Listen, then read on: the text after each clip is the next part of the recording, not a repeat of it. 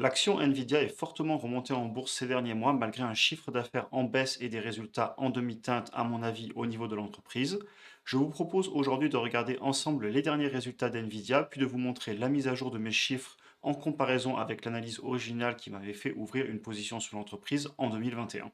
Et je tiens d'ailleurs à préciser, avant de rentrer dans la vidéo, que c'est un gros avantage pour moi que de conserver ses propres analyses et de faire ses propres chiffres, car au final, eh bien maintenant, on est un an et demi plus tard et je peux voir où en est l'entreprise par rapport à mes prévisions à l'époque. Et ça me permet donc au final de dépendre de personne, puisque ce sont mes chiffres de l'époque que je vais recomparer aujourd'hui pour voir où j'en suis par rapport à mes prévisions. Et ça me fait aussi vous dire que justement, ben, on ne peut jamais regarder ce que font les autres. Au final, personne ne peut vous donner des conseils et surtout pas moi. Je ne fais que partager ce que je fais à titre personnel. Et je pense que chacun se forgeant ses propres idées sur une entreprise, c'est la meilleure façon d'agir pour au final réussir sur le long terme, puisqu'on apprend de son expérience, on peut regarder pourquoi on avait pris des décisions dans le passé comme des décisions d'investissement, et ça nous permet un petit peu plus tard de voir où on en est. Donc dans la première partie, on va regarder ensemble les derniers résultats de l'entreprise qui sont pour moi plutôt mitigés, même si l'entreprise a pour autant bien réagi en bourse au niveau de son action. Ensuite, je vous montre la mise à jour de mes chiffres et on va justement regarder ce qui s'est passé par rapport à l'entreprise à l'époque quand j'avais fait mon analyse. Et d'ailleurs, je vous ai mis en dessous, vous voyez, le screenshot de la vidéo que j'avais fait il y a plus d'un an et demi, quand j'avais commencé à ouvrir une position, sachant qu'aujourd'hui, je suis en hausse sur ma position, mais justement, ça me permet de revenir en arrière pour voir si l'entreprise, elle a réussi à faire ce que j'avais prévu ou pas. Et d'ailleurs, on va voir que c'est pas le cas. C'est pour ça que je suis un petit peu mitigé et je me pose des questions. Et c'est d'ailleurs ce sur quoi on conclura la vidéo, puisque je vais regarder, je vais réfléchir à ce que je compte faire sur ma position vu les dernières nouvelles. Donc tout d'abord, au niveau des derniers résultats de l'entreprise, les revenus, ils ont chuté de 21% par rapport à il y a un an. Et on est quand même un petit peu au-dessus des estimations des analystes. Donc quand même, les analystes avaient prévu que le chiffre d'affaires baisse. Cependant, quand même, on a une baisse du chiffre d'affaires assez conséquente. Les bénéfices du dernier trimestre ont eux aussi fortement baissé. Ils ont même été divisés par deux par rapport à l'année précédente. Donc globalement, on voit que les chiffres sont en forte baisse. Après, ce n'est pas étonnant non plus. On a des difficultés économiques. On sait qu'il y a moins d'investissement dans les entreprises, qu'il y a des peurs de récession, etc. Donc clairement, c'est pas choquant, mais cependant, il faut quand même le prendre en compte dans ces chiffres parce que la croissance qu'on pourrait avoir prévue n'a pas eu lieu. En tout cas, moi, c'est mon cas.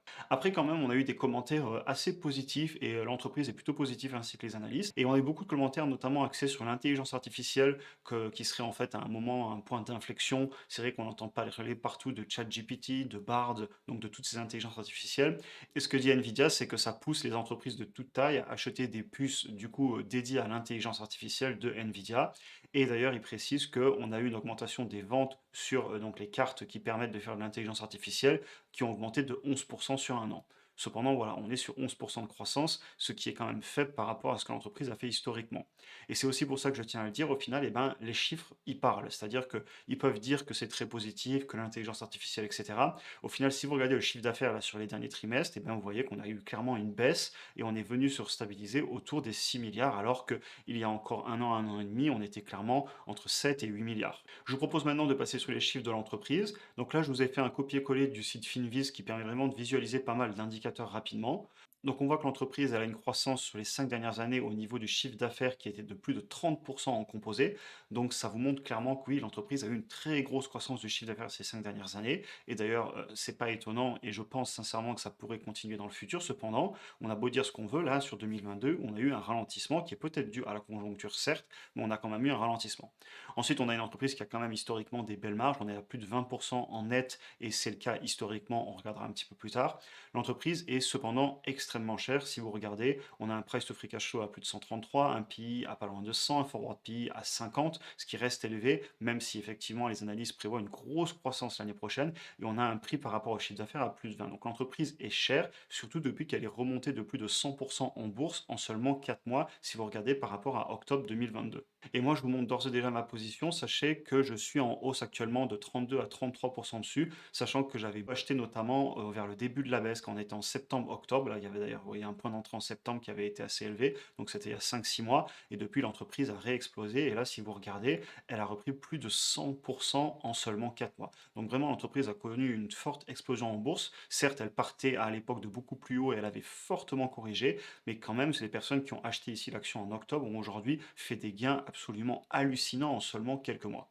Je vous propose maintenant d'aller voir un petit peu plus en détail les chiffres. Alors tout d'abord, je vais vous montrer ce fameux ralentissement du revenu et je vais vous montrer surtout par rapport à l'époque au moment où je l'avais acheté. Donc si on voit, on va aller à partir de 2020. Sachez que moi, personnellement, j'avais fait mes premiers gros points d'entrée mi-2021 et vous voyez qu'à l'époque, on était sur une belle tendance de croissance du chiffre d'affaires et ensuite, depuis, on a eu clairement un fort ralentissement du chiffre d'affaires. Donc là, vous voyez le ralentissement de la croissance en pourcentage et si vous regardez la courbe du haut, on était donc mi-2021, ensuite on est monté encore, en 2022, on a continué à monter, on a eu un pic au deuxième trimestre 2022 et depuis, on a une baisse du chiffre d'affaires et donc moi, je le ressens aussi et c'est pour ça que je dois le prendre en compte dans mon analyse. On a la même chose au niveau des revenus nets, donc des bénéfices. Si je me mets pareil à partir de 2020, on voit une forte augmentation sur 2021 et à partir de 2022, c'est vraiment la grosse baisse. Et évidemment, c'est aussi pour ça qu'à l'époque, l'entreprise a fortement corrigé en bourse. Si on va voir au niveau des marges, de la même façon, on retrouve des marges qui ont clairement baissé, même si dans le temps, historiquement, vous voyez, on se balade quand même sur des marges autour de 20% en net, ce qui est très bien. Nvidia est une entreprise profitable et elle l'est encore à ce jour. Cependant, voilà, on a quand même eu un ralentissement, encore une fois, de leur business. Et c'est pour ça que je vous disais, certes, dans les earning calls, tout le monde est encourageant, on a peut-être une hype autour de l'intelligence artificielle. Et sur le long terme, j'adore ce business et je pense sincèrement qu'il a du potentiel. Cependant, aujourd'hui, l'entreprise, elle a clairement eu un ralentissement au niveau de ses chiffres. Les chiffres ne mentent pas et l'entreprise est quand même extrêmement évaluée par rapport donc à ces chiffres en baisse. Ensuite, au niveau des ratios de prix, on va aller voir le PI et le price to free cash flow rapidement, même si après je vais vous montrer mes analyses chiffrées. Donc on voit que historiquement, le PI, eh ben, il était plutôt autour de 30 à 50, on va dire, même si vous voyez, si on remonte il y a très longtemps, il était sous les 30, et aujourd'hui on est à plus de 133. Alors c'est lié au fait que l'action est remontée en bourse et que les bénéfices aient baissé. Donc ça fait que le ratio explose. Et si vous allez voir le price to free cash flow, de la même façon, on est passé de 70 à plus de 120, puisque le free cash flow a baissé, le prix de l'action a monté. Je vous propose maintenant de passer à la deuxième partie de la vidéo. Je vais vous montrer la mise à jour de mes chiffres, sachant que j'ai regardé ce que j'avais mis à l'époque. Alors mon fichier Excel a un petit peu changé, je l'ai fait évoluer parce que je le trouve plus facile à comprendre maintenant. Cependant, je vais pouvoir réutiliser les mêmes croissances que j'avais vues à l'époque pour voir où j'en suis. Donc clairement, déjà, si on regarde, là, on va faire une projection sur les bénéfices, après on en fera une sur le free cash flow. Vous regardez, donc je vous ai mis en haut l'évolution du chiffre d'affaires, donc ici, et si vous regardez entre 2021 et 2022, on a eu 0,22% de croissance du chiffre d'affaires. Donc en gros, le chiffre d'affaires n'a pas bougé. Et à l'époque, dans mon analyse, moi j'étais parti sur du 20% en composé. Il faut savoir cependant que historiquement, l'entreprise continue à faire 20% sur du composé. C'est-à-dire que c'est pas parce qu'elle a eu une mauvaise année que ça va pas repartir. Et si vous regardez entre aujourd'hui 2023 et 2012, on est toujours à un petit peu plus de 20% en composé. Donc certes, le chiffre d'affaires a ralenti à cause de la situation économique. Cependant, sur le long terme, si on croit toujours dans le business du développement de l'intelligence artificielle, qu'on va toujours acheter plus de puissance de calcul, dans ce cas-là, effectivement, on a eu une mauvaise année, mais on peut peut-être la lisser en repartant sur une croissance de zéro, comme je l'ai fait ici en 2023, et ensuite repartir sur des croissances plus élevées qui sont quelque chose qu'on pourrait attribuer, en tout cas historiquement, à Nvidia. Et après, il faut se convaincre, il faut se faire ses convictions personnelles, si oui ou non on pense qu'on va avoir une telle croissance. Moi, c'était déjà mon cas à l'époque. J'avais pris, je crois, pas loin de 20% de croissance sur le chiffre d'affaires, ce qui a bien eu lieu d'ailleurs en 2021, mais ce qui n'a pas eu lieu l'année d'après à cause de ce qu'on vient de dire. Cependant, je veux continuer à projeter comme ça dans le futur. Et surtout, là, ce que je vais faire, c'est que dans cette analyse, au-delà de remettre à jour mes chiffres, et j'en parlerai en conclusion, puisque je vais aller étudier le marché adressable de l'intelligence artificielle, etc., pour me faire de nouveaux chiffres.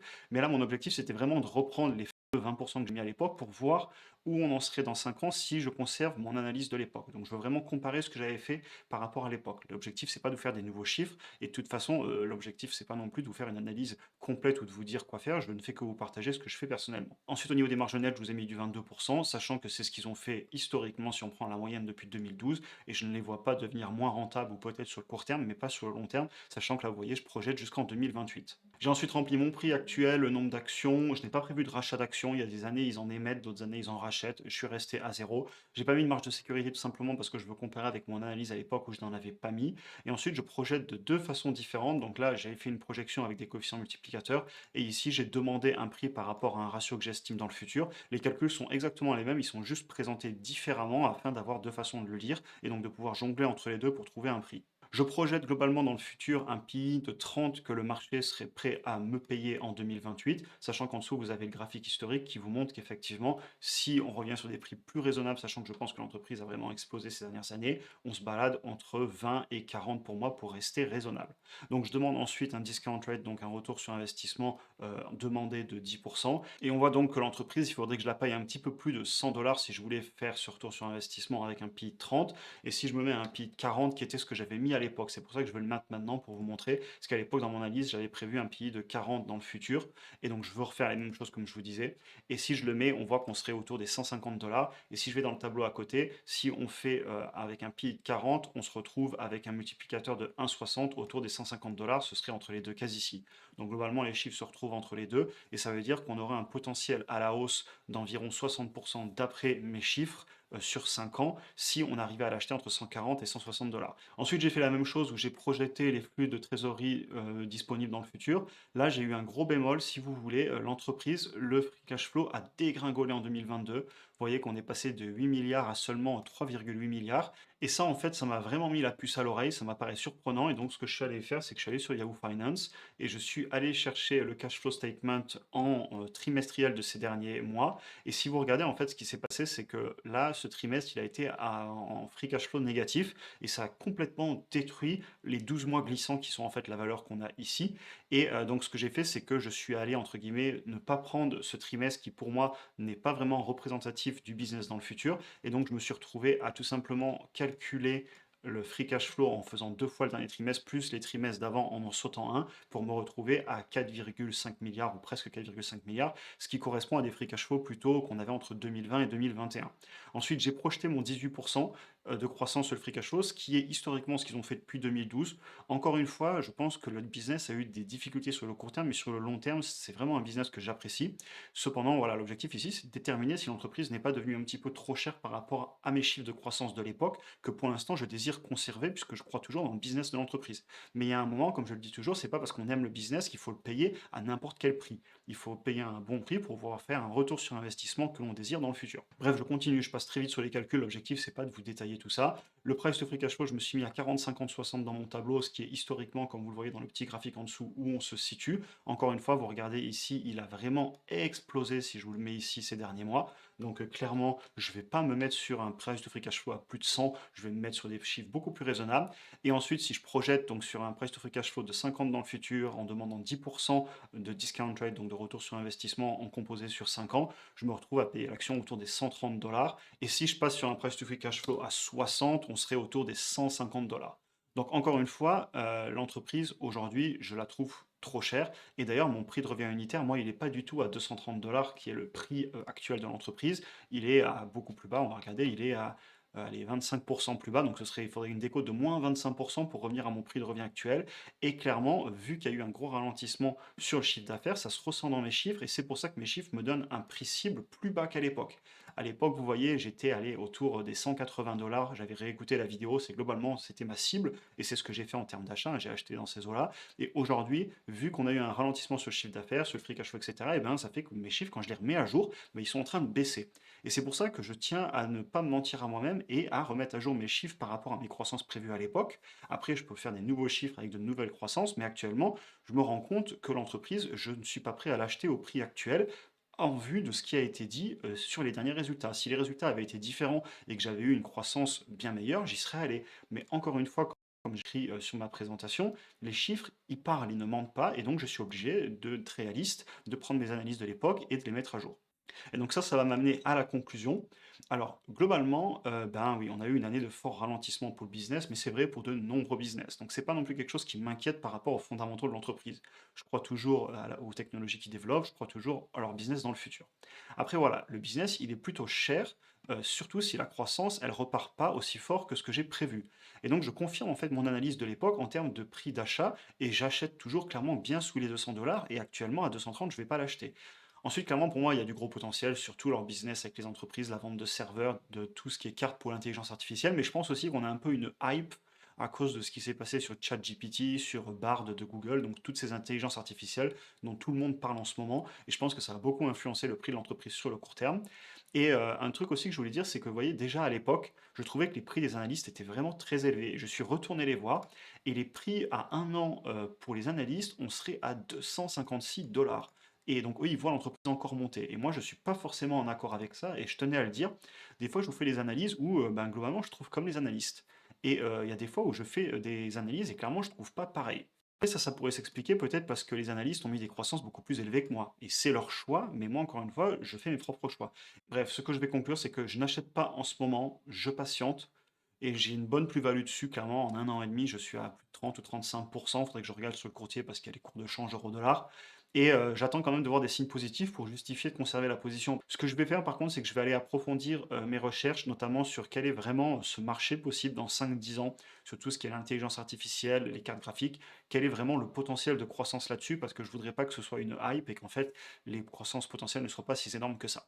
Et donc je ne vous cache pas clairement qu'au prix actuel, je me pose des questions sur le prix de l'entreprise. Déjà clairement, je ne vais pas en acheter à ce prix-là, alors que vous voyez, j'en avais acheté à l'époque en septembre-octobre, il y a 4 5 mois, où elle était clairement beaucoup moins chère, et je me pose des questions à diminuer ma position, à la conserver pour le long terme ou même à la vendre. J'ai pas du tout décidé. Honnêtement, j'aime pas prendre des décisions hâtives. Par contre, si l'entreprise venait à continuer à exploser en bourse, clairement, je pourrais venir à me poser des questions.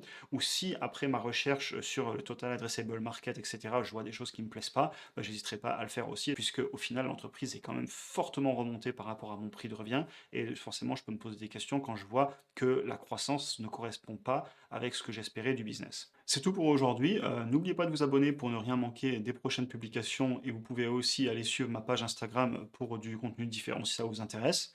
Aussi, ben, vous pouvez me dire dans les commentaires ce que vous pensez du prix de l'action en ce moment. Est-ce que vous l'achetez ou est-ce que comme moi vous vous posez des questions? Enfin, vous trouverez également dans la description un lien pour aller notamment vers des vidéos que j'avais faites pour approfondir vos connaissances en termes de bourse, d'investissement et de finances personnelles. Donc n'hésitez pas à aller le voir. Et sur ce, je vous souhaite une excellente journée et à très bientôt pour une prochaine vidéo.